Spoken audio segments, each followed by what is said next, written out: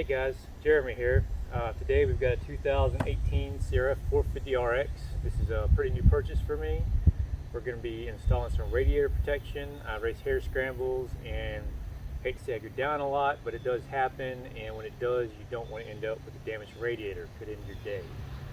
So today we're going to unbox the package, do a little minor install video, do a little review on how I think they're going to hold up, and maybe later down the road I'll add a long-term review. It is a pretty fairly standard radiator brace. It's from Moose Racing. I believe it's made by Enduro Engineering. So let's get to it. Alright, let's get this package open and see what we've got in here. Got my handy Leatherman.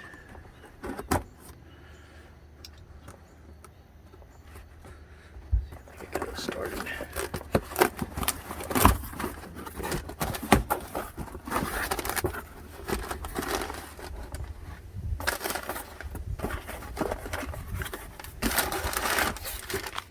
Alright, so we got the outer brackets, we've got the inner brackets, got the small hardware, got the support rods,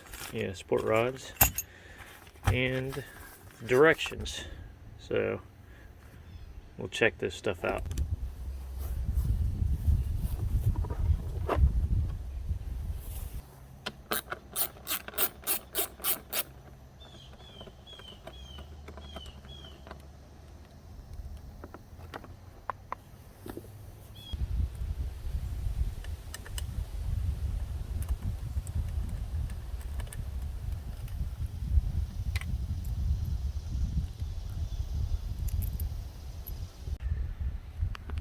Alright guys, so what I've found is the directions want you to take the tank off, drain the radiator coolant, take the radiator off completely to get these brackets in. I use the instructions as a loose guideline and try to find workarounds. If you take the radiators loose, down at the bottom and up here, take it off, you can come in from the front side here, pull the radiator out, and you work this piece in, and you can work it around.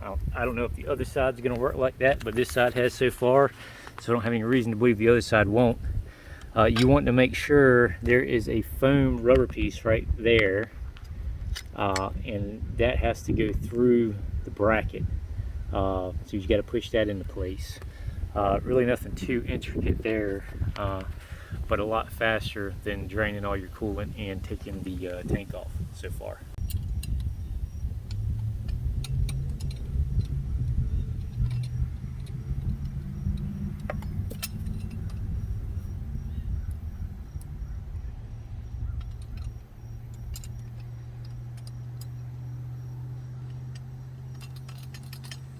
Ideally, I would like to use a little blue Loctite with these.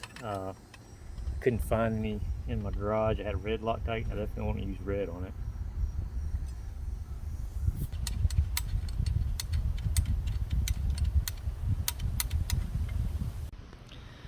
As you can see here, this radiator brace takes up some more room, so they include a supplied spacer to fill that gap right there. They want you to use that spacer with the bolt and hardware to hold that in, and I'm getting ready to do that. The rest of it looks like it fits pretty good. I did notice one issue that I'm going to have a problem with. I plan on putting a Trail Tech fan on this, and if you come around here, the Trail Tech fan is going to reside right here, and I am pretty sure that this lower part of the brace is going to be in the way. So I may have to remove this lower part of the brace, which will leave the upper part and the front lower part intact, but remove this piece totally more than likely. Like I say, I took a peek at the fan and how it mounts, and that's going to be an issue. So as I'm tightening this up, I noticed that this washer does not exactly fit into the housing the greatest. It may be ideal to get a smaller washer, or better yet, a actual collar.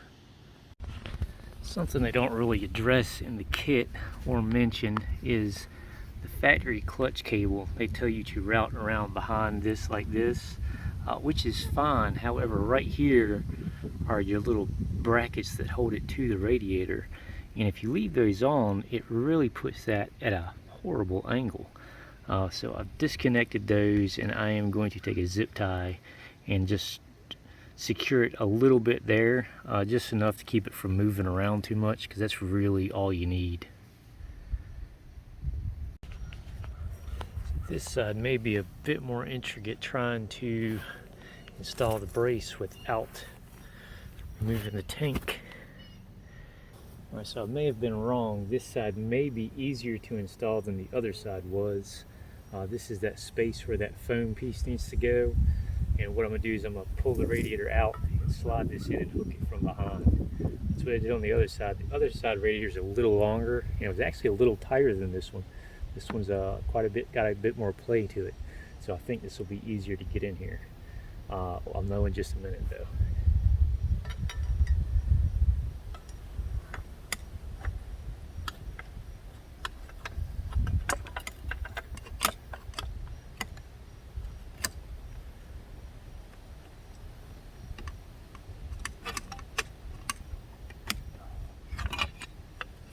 There we go.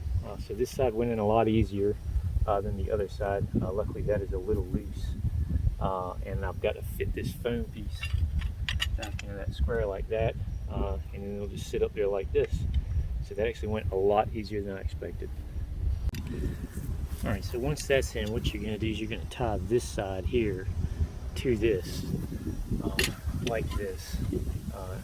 And I just did it loosely at first on the other side, and I will probably do the same here until I get the cross braces mounted up, just to make sure it all lines up properly.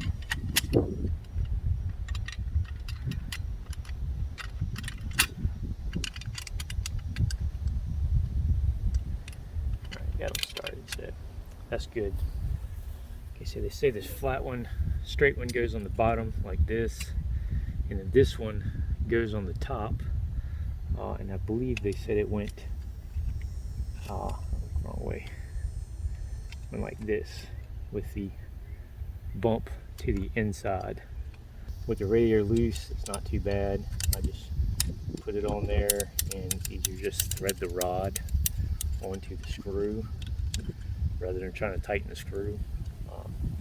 Once it's all snug, we'll tighten it.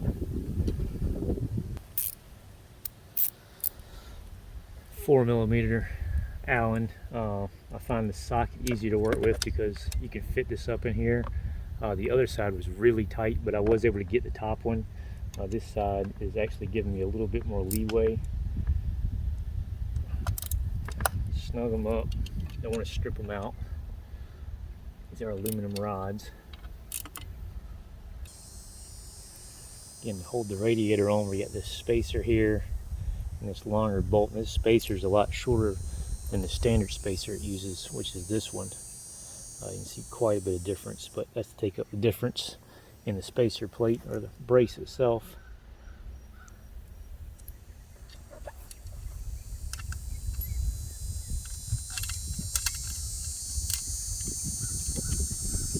This side's been a lot easier.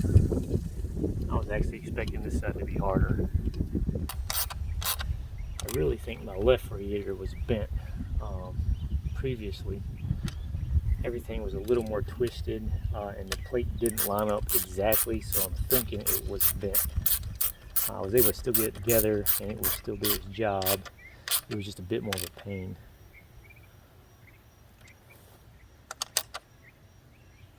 Tighten everything up there. Now come back and tighten these final Allens up. Now that everything's how I want it to be. Not a lot of threads there, so definitely don't strip it. I think it's 6mm, about 8mm long, so it is not long. There's no cable routing to worry about on this side, which is nice. Getting this back in. This consists of lining up the tabs, pushing it in. There we go, it's all in place. Now we can put the fender back on.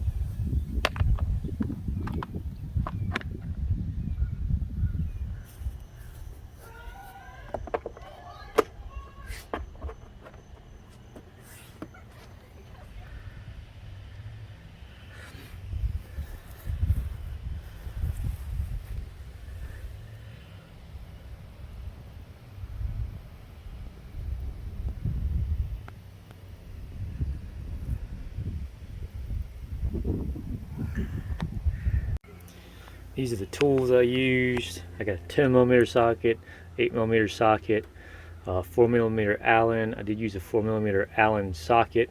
Made life a lot easier. The dikes were just cut off the extra zip ties, which I used 2 of and were not included with the kit.